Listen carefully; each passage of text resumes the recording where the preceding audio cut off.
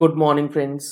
GST platform के YouTube channel में आप सभी का स्वागत है। जी हाँ फ्रेंड्स, जीएसटी के अंदर एक काफ़ी इम्पॉर्टेंट और बड़ी रिलीफ जो है वो टैक्स पेयर्स को दे दी गई है, जिनके अगेंस्ट DRC 07 का डिमांड जो है कंफर्म हो चुका है। जुड़े रहिएगा इस वीडियो के एंड तक, पूरी की पूरी कहानी आपको अच्छे से समझ में आएगी।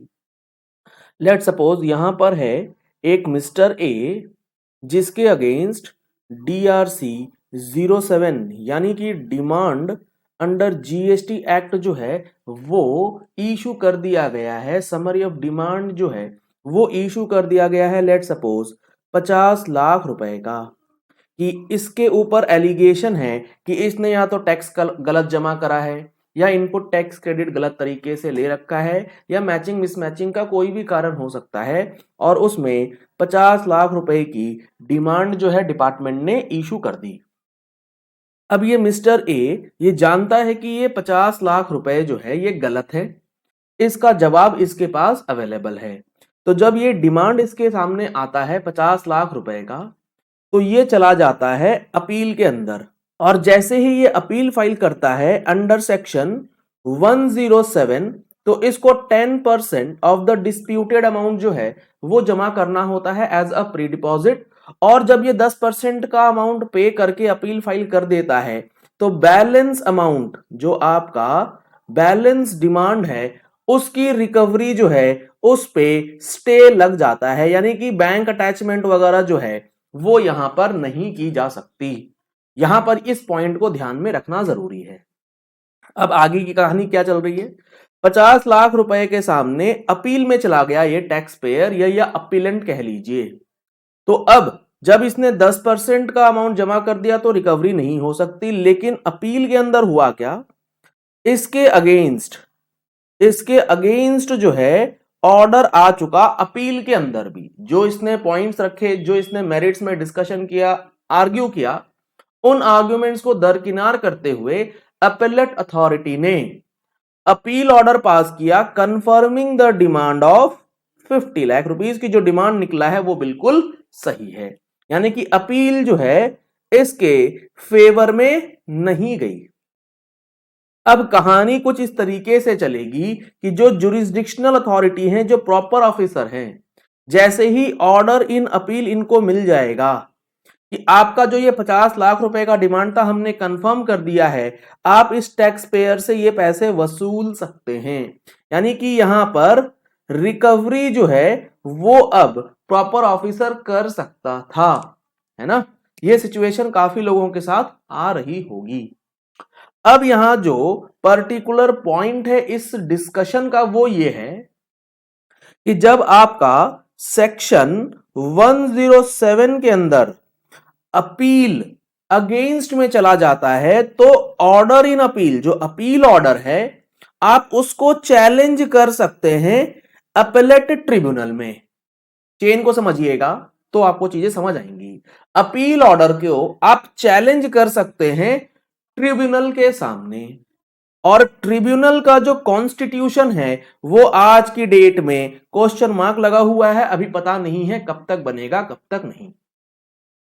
तो अब यहां पर जो ये जजमेंट हम लोग डिस्कस करने वाले हैं उसमें बेसिकली इस चीज की बात करी गई कि ये जो मिस्टर ए है ये अगर अपना इंटेंट दिखा देता है, ये आप रिटर्न में अगर दे देते हैं प्रॉपर ऑफिसर को कि ये जो अपील ऑर्डर है इसके अगेंस्ट हम ट्रिब्यूनल में जाने का इंटेंशन रखते हैं, आपके इंटेंशन मात्र से ही आपका काम जो है वो बनने वाला है। इंटेंशन आपको बताना है in return to the proper officer कि ये जो अपील ऑर्डर है इसके अगेंस्ट हम जाएंगे अपीलेट ट्रिब्यूनल में, तो ये जो रिकवरी प्रोसीडिंग्स इनिशिएट अदरवाइज हो जाती उसे till the date appellate tribunal नहीं बन जाती है या उसका ऑर्डर नहीं आ जाता है तब तक होल्ड पे रखा जाए। तो ये बात हाई कोर्ट ने भी मानी, और ये चीजें सर्कुलर में भी गवर्नमेंट ने आपको बताई थी 2020 में कि अपीलेट ट्रिब्यूनल के अंदर जो फाइलिंग करने का टाइम पीरियड होता है 3 महीने का या 90 डेज का, वो कब से चालू होगा, वो होगा अपील ऑर्डर की डेट से, या फिर जिस दिन प्रेसिडेंट या स्टेट प्रेसिडेंट जो है वो एंटर करेंगे ऑफिस में, इन दोनों डेट में जो भी लैटर डेट होगी उस दिन से 3 महीने का समय चालू होगा। तो ऑर्डर तो आ गया, लेकिन अभी प्रेसिडेंट या स्टेट प्रेसिडेंट की एंट्री बाकी है, तो later date in any case ये एंट्री ही रहने वाली है। तो आपका जो ट्रिब्यूनल के अंदर जाने का रास्ता है वो अभी तक खुला हुआ है। अगर आपको वो सर्कुलर की कॉपी और इस जजमेंट की कॉपी रिक्वायर्ड है तो आप हमारे टेलीग्राम चैनल, जी हाँ फ्रेंड्स, टेलीग्राम चैनल को ज्वाइन कर सकते हैं। जीएसटी प्लेटफॉर्म अपडेट्स के नाम से आपको हमारा टेलीग्राम चैनल जो है वो मिल जाएगा, जहां पर इसकी पीडीएफ फाइल्स शेयर्ड है। इस जजमेंट के अंदर बातें जो बताई गई है, जो मैंने आपको कहानी सुनाई, इस कहानी से आप इसको रिलेट कर पाएंगे। अभी हम लोग इसको देखते हैं। यहां बताया गया है section 112 basically appeals before the appellate tribunal का ये सेक्शन है। ये जितने सेक्शंस हैं जीएसटी के अंदर, अपील से रिलेटेड, नोटिस से रिलेटेड, ड्राफ्टिंग से रिलेटेड, जो आपका डिमांड एंड असेसमेंट प्रोसीजर से रिलेटेड, या फिर इनपुट टैक्स क्रेडिट रजिस्ट्रेशन वगैरह, वो सारी चीज हम लोग अपने जीएसटी प्रैक्टिकल कोर्स में भी इंक्लूड करके चल रहे हैं। अगर आप लोगों ने अभी तक इस प्रैक्टिकल कोर्स में एनरोलमेंट नहीं कराया है तो दिए गए नंबर्स पे कॉल करके, व्हाट्सएप करके आप इस कोर्स में एनरोलमेंट करा सकते हैं, जिसके लिए आपको रिकॉर्डिंग्स जो है वो भी अवेलेबल करवाई जाती है अगले 1 साल के लिए। तो आप इन नंबर्स पे संपर्क कर सकते हैं बाकी डिटेल्स के लिए। अब यहां अगर आप देखेंगे तो यहां पर क्या बातें लिखी गई। The petitioner challenge the order in appeal, जो अपील ऑर्डर है उसे चैलेंज किया गया, where by the appeal were dismissed, appeal dismiss हो चुका, एंड चैलेंज द सेक्शन 12, क्योंकि ट्रिब्यूनल के पास जाने का रास्ता है। The court observed that, as clarified in the circular, the time to file appeals applications to the appellate tribunal would be counted from the date of the president और the state president enters the office. जिस दिन president अगर central का काम है, state president अगर state tribunal की बात तो होती है, जिस दिन वो एंटर कर जाएंगे उस दिन से चालू माना जाएगा कि आपकी डेट जो है वो स्टार्ट हो चुकी है। It is stated in the clause 5 of the said circular कि आपको डिक्लेरेशन देना है एनेक्सर 1 में। ये बेसिकली स्टेट ऑफ महाराष्ट्र का जजमेंट है, तो महाराष्ट्र के अंदर स्पेसिफिक सर्कुलर ये आया हुआ है कि आपको एनेक्सर 1 में अपना इंटेंट जो है वो बताना है कि आप जाना चाहते हैं। आप कहां जाना चाहते हैं? आप जाना चाहते हैं अपीलेट ट्रिब्यूनल के अंदर और अपने मामले को वहां पर सुनवाई करवाना चाहते हैं, और आपने एनेक्सर 1 अगर दे दिया तो आपकी रिकवरी जो है वो रुक जाएगी।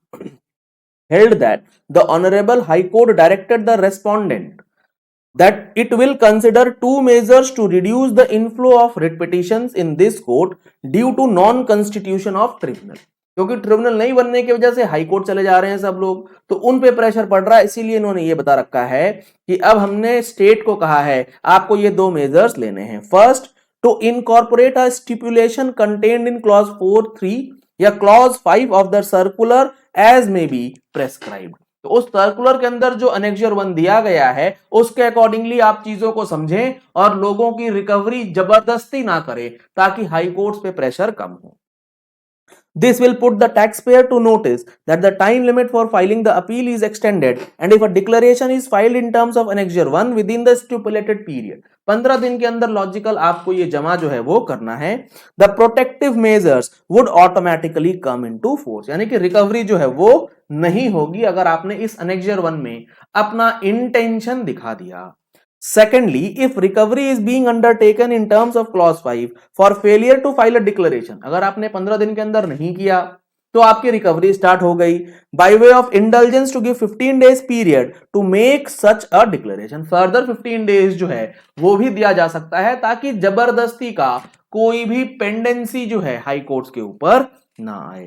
तो ये काफी इंपॉर्टेंट जजमेंट, और ये जो सर्कुलर जिसकी मैं बात कर रहा था सीजीएसटी का, वो भी आपके लिए रेलिवेंट होने वाला है। आने वाली अगले महीने की टैक्स मैगजीन में आपको इस जजमेंट और सर्कुलर का एनालिसिस जो है वो भी हम लोग करके देने वाले हैं। तो अगर आपको टैक्स मैगजीन का रिक्वायरमेंट है तो आप इन नंबर्स पे कॉल करके, व्हाट्सएप करके टैक्स मैगजीन की सब्सक्रिप्शन जो है वो भी ले सकते हैं।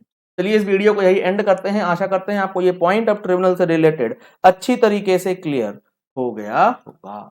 Thank you and have a nice day.